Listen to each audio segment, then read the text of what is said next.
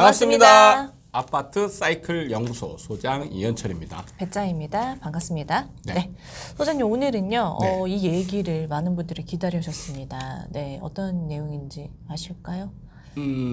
정책?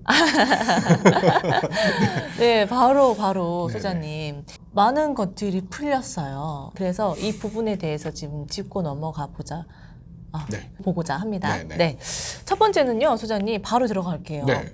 이 부동산, 이 취득세, 중과 완화. 네. 네, 이 부분이 지금 나왔단 말이에요. 네. 기존에는요, 이 2주택자는 8%, 네. 3주택자부터는 12% 이랬단 말이죠. 그렇죠. 근데 이게 다 풀렸어요. 네. 2주택자는 1에서 3%, 네. 그리고 3주택자 이상은 4%, 네. 그리고 4주택자 법인은 12%에서 6% 완화가 됐어요. 네. 이 부분을 먼저 얘기해 볼까요? 이 부분을 전망했을 때는 천천히 풀려줄 것이다 이런 네. 얘기를 했었는데 네, 그러니까 바로 지금 풀었어요. 규제 완화 부분은 제가 생각했던 것보다 정말 빨리 나왔어요. 저는 순서적으로 규제 지역 해제부터 좀 하고 그 다음에 취득세 중과나 뭐 이런 부분을 좀 건들지 않을까 이런 생각을 했는데 제 예상을 좀 뛰어넘는 규제 완화가 발표가 되었습니다. 네. 제가 좀 고민을 좀 해보니까 정부가 저보다 더 똑똑한 게 아닌가.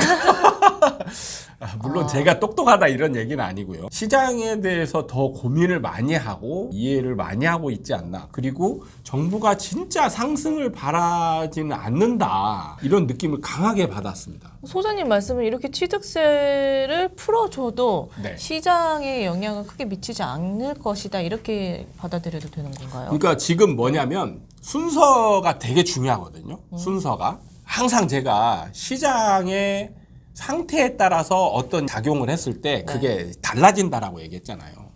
근데 지금 보면은 시장의 이제 하락세가 가파르죠. 그리고 지금 문제는 금리 인상이 거의 시장을 전체를 잡아먹고 있는 상황이란 말이에요. 그래서 저는 이게 이제 취득세 중과나 이런 걸 해제했을 때 조금 효과가 나타날 수 있다라고 사실 전제했던 부분은 뭐냐면 금리 인상이 어느 정도 멈추고 매매가가 급락한 부분에 따라서 매수 심리가 어느 정도 조금 이제 살아나려고 하는 상황에서 이거를 옥죄고 있던 금리 인상이 없어지고 그럼 이제 매수 심리가 어느 정도 응축이 돼 있을 거 아니에요. 그런 상황에서 이제 정부의 규제 해제, 특히 다주택자 규제 해제가 탁 나오면 이게 이제 불씨 역할을 해서 이렇게 불이 확 타오르지 않을까 이런 예상을 했던 거거든요. 근데 문제는 지금 순서를 바꾼 거예요. 순서를 바꿨다는 얘기가 뭐냐면 금리 인상이 기조가 지금 지속되고 있는 상황에서 다주택자 규제를 먼저 푸는 거예요. 규제 지역은 풀지 않고. 그렇죠. 그러니까 지금 문제가 뭐냐면 다주택자로 인해서 약간 매수 심리가 살아나야 되는데 아직 금리 인상 기조가 남아 있잖아요. 시장도 하락하고 있고. 그러니까 지금 이게 강한 작용을 못하게 되는 거죠.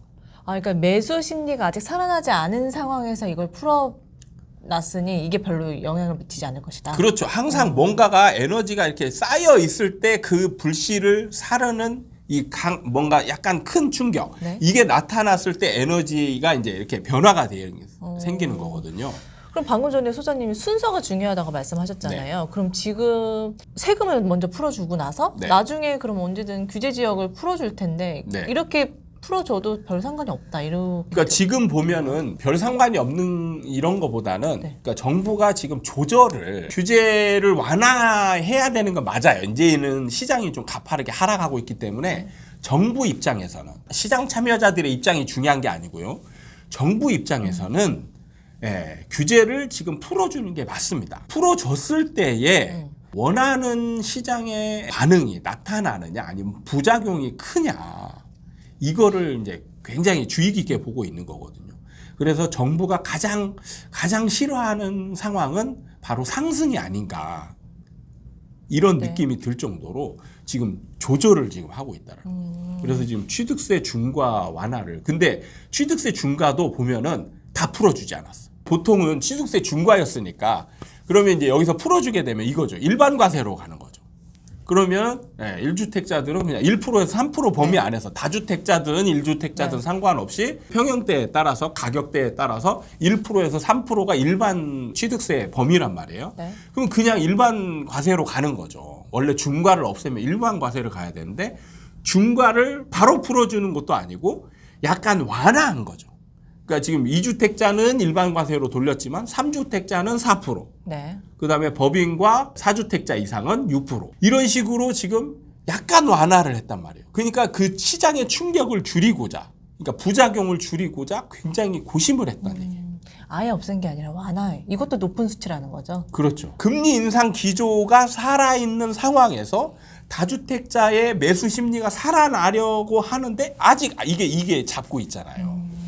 그럼 이건 어때요, 소장님? 내년쯤 되면 이제 금리 인상이 하필 꺾일 거다 이런 얘기도 많잖아요. 네, 네. 멈추게 된다면 네. 이 지금 취득세 중과를 완화했던 게 어느 정도 좀 힘을 받고 다시 올라갈지 궁금하거든요. 만약에 금리 인상이 제가 볼 때는 이제 이 순서가 바뀌었기 때문에 일종의 에너지가 이제 오히려 규제 완화로 에너지가 쌓이는 역할을 하는 거죠. 시장을 바꾸기는 어렵고. 네. 그러면 이때 이제 불씨 역할을 할 수 있는 게 지금은 금리가 된단 말이에요. 근데 금리도 항상 뭐냐면 충격으로 와야 돼. 그러니까 예를 들면 이런 거죠. 금리가 인상되던 게 멈췄다. 그럼 제가 볼 때 충격이 아니에요. 이걸 반으로 낮췄다. 이 정도가 그렇죠. 충격인가요? 네, 충격이 되려면 바로 그냥 인상하다가 갑자기 인하로 확 돌아버리는 거죠. 그러면 사람들의 심리가 오 이게 뭐야 이런 식으로 갈 수 있다라는 거죠. 이게 멈추는 걸로는 이 사람들의 매수 심리를 자극하기에는 역부족이다. 네, 상승 요인이 생겨야 상승을 하는 거지 하락 요인이 없어졌다라고 해서 상승하는 거 아니란 얘기죠. 그러니까 금리 인상이 멈추는 거는 하락 요인이 어느 정도 사라진 거에 속하는 거죠. 그런데 잔존에 있잖아요. 고금리 상태잖아요. 야, 금리 인상 멈췄는데 지금도 고금리잖아. 그러면 집 사봤자 어차피 부담인데. 그게 상승 요인은 될 수 없다. 그렇죠. 이게 상승 요인이 될 수는 없죠. 이제 여기서 금리 인하를 뭐 자이언트 스텝이나 울트라 스텝 뭐 이런 식으로 내려버리면 이제 이건 시장에 좀 강한 충격으로 올 수 있는 거죠. 그러면 쌓였던 에너지가 여기서 이렇게 산소가 쌓이고 불씨가 이렇게 있는데 확 불을 붙여버리면 팍 타오르는 거죠. 근데 서서히 하는 거는 바람이 슬쩍만 불어도 확 꺼지는 거죠. 그러니까 이번에 풀어준 이 취득세 중과 완화로는 이렇게 시장에 큰 영향을 미치진 않을 거다. 이렇게 보시나요? 지금 상황에서는 그렇게 보고 있습니다. 알겠습니다. 다음으로 좀 컸던 게 등록 임대 복원이에요. 그래서 매입 임대 사업자 복원을 하면서 10년 장기 매입 임대를 했을 경우 네. 취득세를 감면을 하고요. 네. 재산세도 감면을 해준다. 네, 네. 이렇게 바뀌었어요. 네. 근데 앞에서 살펴봤을 때 취득세 이 완화를 봤을 때 이거는 정부 입장에서 봤을 때 절대 상승을 바라는 입장이 아니다. 이렇게 말씀을 하셨잖아요. 네. 근데 이 부분을 봐서는 약간 좀 의아한 거죠. 네. 이거는 약간 상승 요인이 아닌가. 네. 이렇게 생각이 들거든요. 이거는 어떻게 보세요? 정부가 상승을 바라고 있다. 그러니까 이게 상승 이건 네. 팩트만 보면 이건 네, 약간 네. 상승을 할 수 있는 거니까요. 네, 네. 약간 흔들리지 않았나 이 정도. 그러니까 이것도 시장 상황에 따라서 효과가 어떻게 나올지를 잘 분석을 해야 되는 거예요. 네. 그걸 이해를 해야 되는데 어쩌면 많은 분들이 등록임대 사업자는 강한 상승 요인이다. 이렇게 생각하고 있죠. 그래서 폭등할 수도 있다. 이렇게 생각하고 있는데 이 부분이 잘못된 겁니다. 잘못됐습니까? 네. 그러니까 정부는 제가 볼 때 진짜 시장에 대한 이해도가 진짜 굉장히 높다. 아무리 비판을 좀 해보려고 이렇게 눈시껏 찾아봐도 네. 제 생각의 범위를 넘어서는 것 같기도 하고 네. 예, 그런 것 같아요. 왜냐하면 임대사업자는요 지금 상황에서는 상승 요인으로 작용할 수 없어요. 왜 그럴까요? 지금 시장 상황이 약간 하락으로 돌아서 그런 건가요? 그렇죠. 하락으로 돌아서게 되면 뭐냐면 자 예를 들면 이겁니다. 과거로 돌아가 보면 임대사업자 혜택이 언제 처음에 나왔냐면 박근혜 정부 때 나왔어요. 그래서 제 책에 임대사업자에 대한 내용이 있거든요. 근데 이때 임대사업자에 대한 내용이 제가 이걸로 인해서 상승을 막 초래할 거라고 쓰지 않았어요. 왜냐하면 박근혜 정부 때는 임대사업자 혜택을 줘도 오히려 투자자들이 어떤 걸 했냐면 이걸로 인해서 혜택이 취득세가 면제되고 네. 그다음에 양도세도 면제가 됐어요. 네. 장기 임대로 가면. 근데 이런 혜택이 있음에도 불구하고 임대사업자로 많이 가지 않았어요. 그 지금보다 더 강했던 약간 혜택인데 가지 않았네요. 예, 가지 않았어요. 실제로 그때는 많이 가지 않았습니다. 가지 않았던 이유가 시장이 그렇게 막 크게 상승하고 있지 않다라고 이제 판단이 되니까 오히려 이게 장기 임대로 묶이고 그다음에 임대료를 못 올리는 게 더 자기한테 손해라고 느껴지는 거예요. 그러니까 시세 차익이 보이지 않는 상태에서 이 5% 불리하다 이렇게 생각을 한다는 그렇죠. 거죠. 그러기 때문에 많이 안 갔는데 이제 문재인 정부 시기에 임대사업자를 이제 적용을 했을 때 그때 이제 폭발적 반응이 나타난 건 뭐냐면 이때의 시장이 폭등하고 있었기 때문에 시장 참여자들이 어떻게든 세금을 줄이고자 노력하고 있던 상황이었단 말이죠. 네. 근데 임대사업자는 세금을 줄여주는 지금 혜택을 주는 거란 말이죠. 이거하고 딱 맞아 떨어진 거예요. 어떻게든 지금 시세 차익이 많이 생긴 상황에서 임대사업자 등록을 하면은 야 세금을 깎아준대더라. 엄청난 혜택인 거죠. 그러니까 어쨌든 그 당시에는 시장 상황이 내일 세금이 많았던 시장 상황이었다는 거죠. 그렇죠. 문제는 뭐냐면 지금은 시장이 하락하고 있잖아요. 네. 하락하고 있는 상황에서 임대사업자 혜택이 그렇게 혜택이라고 보지 않는 거예요. 그렇게 이 메리트가 있지 않은 거네요. 그렇죠. 그런 상황에서 임대료도 못 올려요. 임대료도 뭐 찔끔찔끔 올려야 되고 그다음에 그 기간을 다 채워야 되잖아요. 10년. 네. 그 기간이 너무 오래 묶이는 거예요. 그럼 이거 뭐 팔지도 못하고 다주택자만 되고, 물론 다주택자에 이제 저기에서 빠지긴 하지만, 이런 식으로 묶이는 게 뭐냐면 강한 메리트로 작용하지 않는다라는 거죠. 그러니까 이걸로 인해서 매물이 사라지는 건 아무 효과가 없어요. 왜냐하면 상승장에서는 매물이 사라지는데 매수자들이 적극적으로 지금 사고 싶은 상황이었잖아요. 네. 상승장에서는. 그러니까 매물이 사라지는 효과가 굉장히 컸어요. 근데 지금 상황에서는 매물이 사라지잖아요. 매수자들이 쫓아가질 않아요. 그러면 헛심 쓰는 거죠. 어찌됐든 이것도 정책이잖아요, 소장님. 네. 정책이 그래도 소장님이 이 부동산 시장의 흐름에 그래도 중요한 요소라고 하셨는데 네.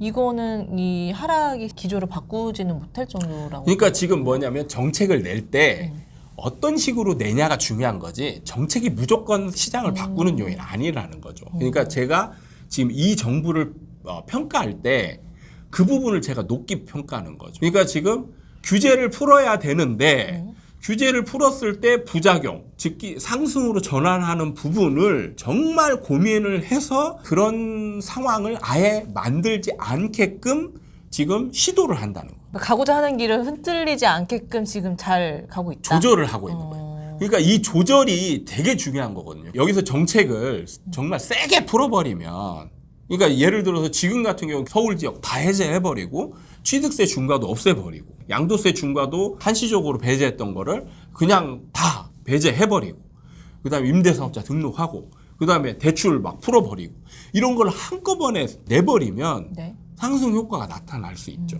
그런데 이번에 정책으로는 네. 상승 지금 효과는 보면은 나타나지 않는다. 조절을 진짜 잘하고 있다. 이런 느낌이 드는 거예요. 그러니까 상승의 기회마저도 아예 주지 않겠다.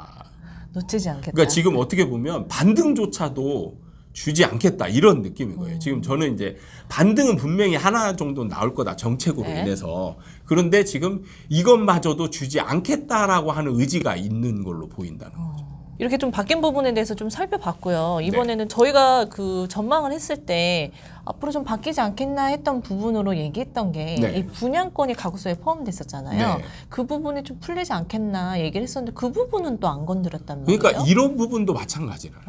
네. 그러니까 이게 사실 지금 어떻게 보면 정부 입장에서 저는 정부 입장에서 본다라면 지금 미분양이 많이 이제 쌓이고 있잖아요. 그리고 미분양이 지금 앞으로도 많이 이제 나올 것으로 예상이 된단 말이에요. 네. 그러면 이제 건설사를 위한 대책을 좀 내야 되거든요. 그러면 미분양을 해소시킬 수 있는 그런 대책을 내와야 돼요. 미분양을 해소시킬 수 있는 가장 좋은 정책은 뭐냐? 분양권에 가해져 있는 규제를 풀어주면 되는 거예요.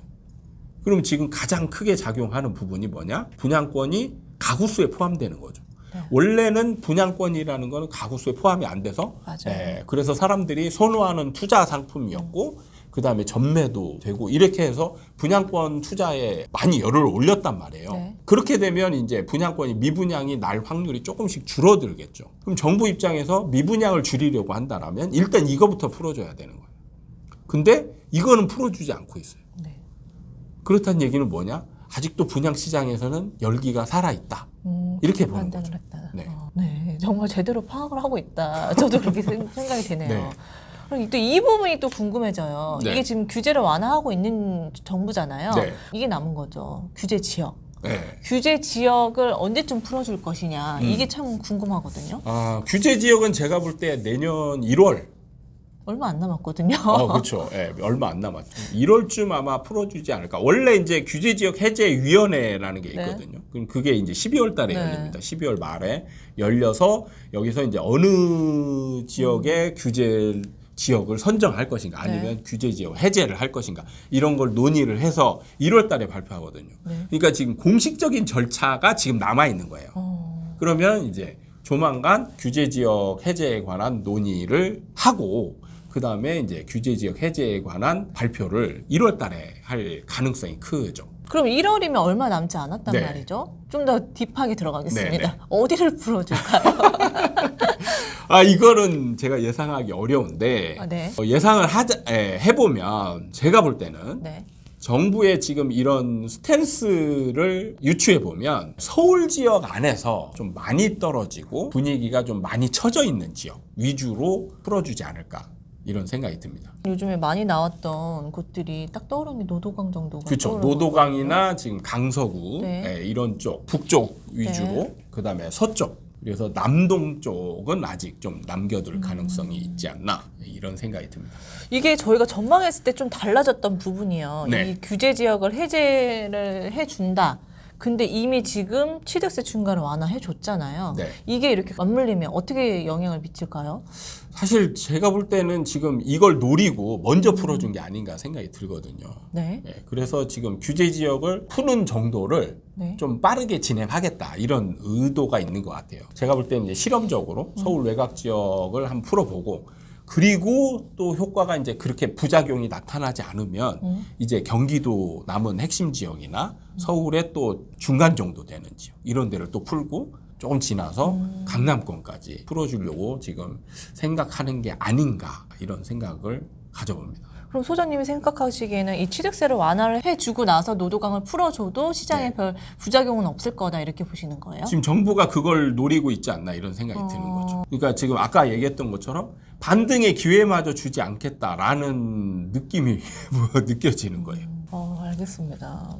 이번 정부는 조절의 정말 달인이 아닌가. 예, 지금 그런 느낌이 많이 들어요. 그러니까 제가 예상했던 것보다 빠르게 그리고 효과가 안 날 수 있을 정도만 딱 지금 이걸 치고 들어가는 걸 보면 굉장히 지금 조절을 잘하고 있다. 조절을 잘하고 있는데 문제는 이제 정부가 경착륙은 또 해소하지 못하고 있는 거예요. 그럼에도 불구하고. 네. 사실 이렇게 규제를 풀어주는 게 경착륙을 막기 위해서거든요. 그러니까 이게 약간은 제가 볼 때는 이제 그죠. 부작용은 나타나지 않으면서 미리 풀어줘서 그러면 이제 누군가는 조금씩이라도 더 사겠지. 이렇게 해서 서서히 완만하게 진행되는 걸 노리는 게 아닌가 이런 생각이 듭니다.